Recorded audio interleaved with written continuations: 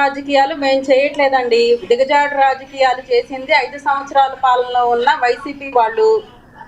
పాపం అప్పుడు ఆయన కళ్ళు మూసుకుపోయి ఉండుంటాయి. ప్రకాష్ రాజ్ గారికి ఏం కనిపించి ఉండి ఉండదు, నిద్రపోతూ ఉండి ఉంటాడు. ఇప్పుడు మేల్కొన్నారు ఆయన. ఇప్పుడు రాజకీయాల్లో ఎవరైనా రావచ్చండి, ఎవరైనా పోటీ చేయొచ్చు, కంటెస్ట్ చేయొచ్చు. ఆయనకి రాజకీయాల మీద ఆసక్తి ఉంటే ఆయన గ్రౌండ్ లో రమ్మని చెప్పండి, ప్రజా సమస్యల మీద ఫైట్ చేయమని చెప్పండి. ఓన్లీ ట్వీట్ లో యూట్యూబ్ లో మాట్లాడితే సరిపోదండి, గ్రౌండ్ లో రియాలిటీ వేరేగా ఉంటుంది.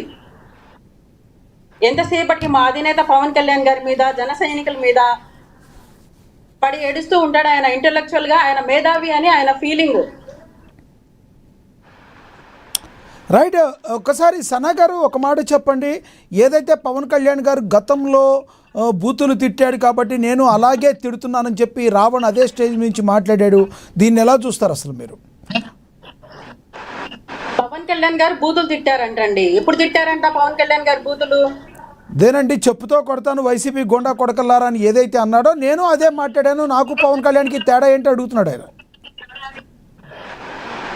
చెప్పుతో కొడతాను అని చెప్పి పవన్ కళ్యాణ్ గారు చెప్పింది ఎప్పుడండి? ప్యాకేజ్ స్టార్ అని చెప్పి వీళ్ళు బద్నాం చేసి పవన్ కళ్యాణ్ గారిని నోరు మూయకపోతే నోరు మూయించడానికి ఆయన చెప్పు చూపించాడు. ఆయన అంటే ఎంత వ్యక్తిత్వ హననం చేశారండి ఆయనకి. ఆయన పిల్లల్ని, భార్యని, తల్లిని ఎలా తిట్టించారు. అదంతా భరించి భరించి భరించి ఒక్కసారి మా అధినేత చెప్పాడు, చెప్పు చూపించాడు, అది కరెక్టే. కాకపోతే ఎప్పుడు చెప్పండి. సో ఏమంటారు, ఇప్పుడు పవన్ కళ్యాణ్ గారు చేసింది కరెక్టే అంటారా? 100% పవన్ కళ్యాణ్ గారు చేసింది కరెక్టేనండి. సో పవన్ కళ్యాణ్ గారు చేసింది వైసీపీ వాళ్ళు కరెక్ట్గా అనిపించట్లేదు, ప్రజలకు అనిపించి ఉండొచ్చు కాబట్టి వాళ్ళు ఇచ్చారనుకోవచ్చా అని అంటారా మీరు? అనేది ఏమంటారు మీరు? ప్రజలు వాళ్ళ పాలనతో విసిగిపోయి వేసారిపోయి ఉన్నారండి. ఒకరిని తిడితే ప్రజలు ఆశీర్వదిస్తారు అని నేనైతే అనుకోను. ప్రజలు కూడా చాలా తెలివిగల వాళ్ళు. చూస్తారు చూస్తారు చూస్తారు చూస్తారు ఒకేసారి లాగి కూర్చోబెట్టేస్తారు. వాళ్ళు 5 సంవత్సరాల్లో చేసింది ఏంటి అనేది మీకు, మాకు, ప్రజలకి అందరికీ తెలుసు. సో ప్రజలు విసిగిపోయి ఉన్నారు. అందులోనూ మోర్ టార్గెట్ పవన్ కళ్యాణ్ గారిని చేయడం వల్ల వాళ్ళకి ఇంకా నెగిటివ్ అయింది. అది మాత్రం నేను చెప్పగలను. ఒక్కటి చెప్పండి కౌజర్ సనా బేగం గారు, మీరు ఒక మైనారిటీకి చెందిన వ్యక్తి అని మనకు అర్థమవుతుంది. మైనారిటీలకి పవన్ కళ్యాణ్ అన్యాయం చేస్తున్నాడని చెప్పే వాళ్ళకి మీరేం చెప్తారు? అంటే వేరే మతం వాళ్ళకి పవన్ కళ్యాణ్ ఎప్పుడూ కూడా ద్రోహం చేస్తున్నాడు, హిందూ మతాన్ని భుజానేసుకుని ఉన్నాడు అని చెప్పే వాళ్ళకి మీరేం చెప్తారు? హిందూ మతాన్ని ఆయన భుజాన్ని వేసుకోలేదండి. ఆయన మతాన్ని ఆయన గౌరవించుకుంటున్నాడు, అందరి గౌరవిస్తున్నారు. ఆయన చెప్పేది ఒకటే, సెక్యులర్ అనే ముసుగులో ఉండి హిందువులని కించపరచవద్దు అనే ఒక్క మాటే ఆయన మాట్లాడింది తప్పించి వేరే మతాల వాళ్ళని తిట్టండి, దూషించండి, ద్వేషించండి అని ఎప్పుడు అనలేదు పవన్ కళ్యాణ్ గారు. ఈవెన్ పవన్ కళ్యాణ్ గారు ఆయన మీటింగ్స్ లో కూడా అజా వస్తే being a Muslim women, Adha వస్తే ఆయన స్పీచెస్ ఆపి మరి అజా అయ్యేంత వరకు వెయిట్ చేసి స్పీచెస్ ఇస్తారు ఆయన. సో ఎదురు మతాల వాళ్ళని గౌరవిస్తారు కానీ తన మతాన్ని తాను గౌరవించుకుంటారు కానీ, కాబట్టి పవన్ కళ్యాణ్ గారు ఎదుటి వాళ్ళ మతాన్ని ఎప్పుడు ఏం అనలేదని మీరు అంటారు, అంతే కదా? ఎప్పుడు పవన్ కళ్యాణ్ గారు ఏ మతాలని కించపరచలేదండి. ఆయన మతాన్ని ఆయన కించపరిస్తే చూస్తూ ఊరుకోను అన్నాడు. నాగార్జున యాదవ్ గురించి ఏం చెప్తారు మీరు?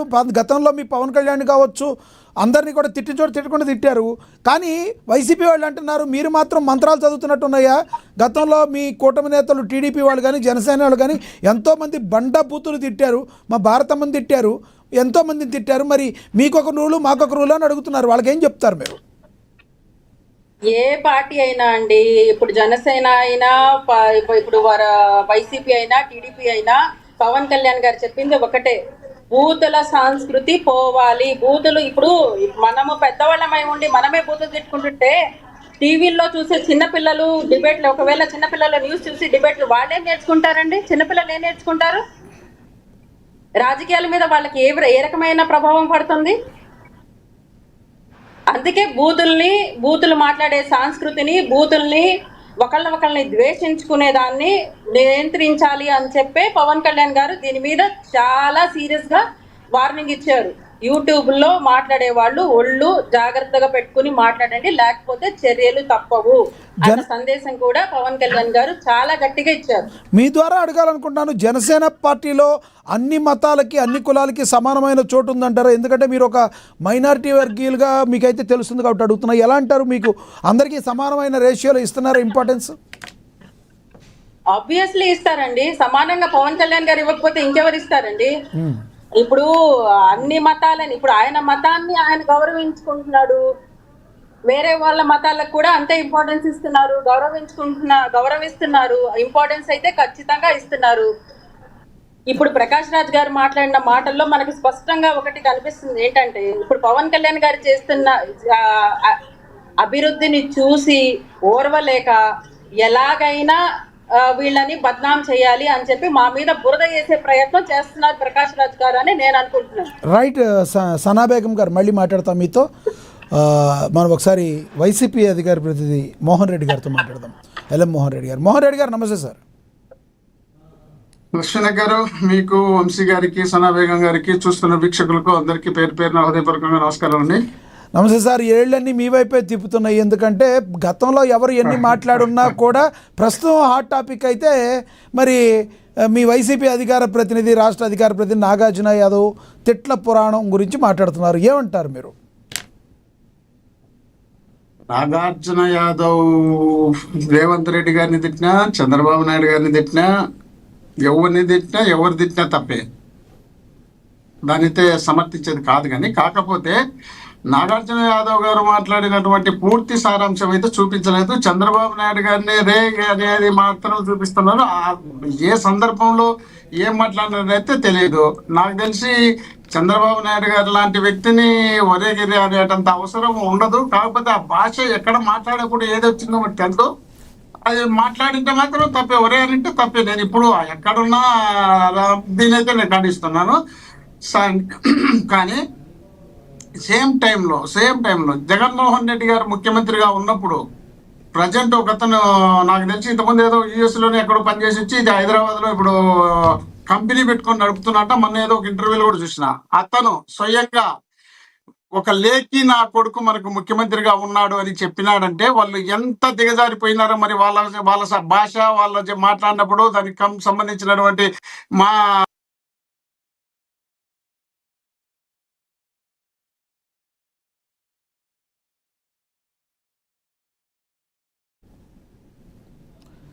ఎస్, మోహన్ రెడ్డి గారు జాయిన్ అయిన తర్వాత మాట్లాడదాం. మనం ఒకసారి వంశీ గారితో మాట్లాడదాం. వంశీ గారు, ఏదైతే ఇప్పుడు ఇంద్రసేన నాయుడు అని ఎవరైతే ఉన్నారో ఇతని ఆధ్వర్యంలోనే ఈ యొక్క మాగంటి గమనా చౌదరి కావచ్చు, లేదంటే రావణ్ కావచ్చు, వీళ్ళందరూ కలిసి కొన్ని కార్యక్రమాలకి శ్రీకారం చుట్టారు. అమీనాపూర్లో కావచ్చు, హైదరాబాద్లోని, లేదంటే మాదాపూర్లో కావచ్చు. వీళ్ళు ఈ కార్యక్రమాలు చేయడానికి ఒక వేదిక ఎంచుకున్నారు. వీళ్ళందరూ కలిసి కుట్రలు చేస్తున్నారని ఆరోపణలు వినపడుతున్నాయి. ఏమంటారు మీరు? అదే సార్, ఇప్పుడు ఈ గన్నవరం డిఎస్పీ ఆఫీస్లో ఈ గమన అండ్ ఇంద్రసేన చౌదరి, మీరు నాయుడు అంటున్నారు, మరి ఇంద్రసేన చౌదరి అని ఉంది. మరి ఏంటో వాళ్ళ విధానాలు ఏంటో మనకి